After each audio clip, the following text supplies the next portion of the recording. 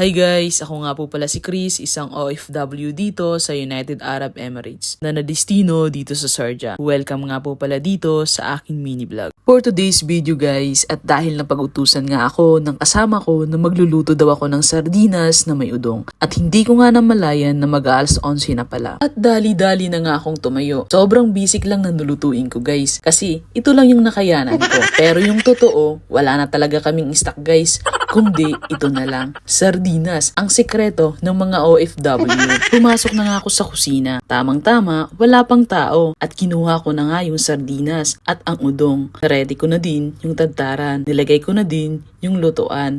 At kumuha na din ako ng bawang at sibuyas. Diba, sobrang basic lang yung lulutuin natin. At hihiwain ko na nga itong bawang at sibuyas.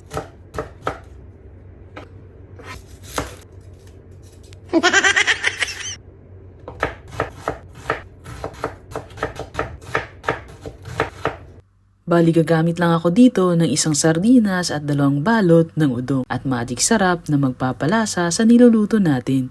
At sinimulan ko na nga din painitin yung kaldero. At dahil mainit na nga ito, pwede na natin lagyan ng mantika. At sunod ko na nga din nilagay yung bawang at sibuyas. Mekos-mekos lang natin yan guys.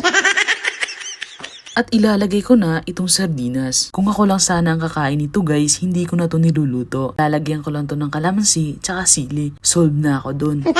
Pero dahil sinabi nga ng kasama ko, para nga naman daw maging sosyal yung sardinas.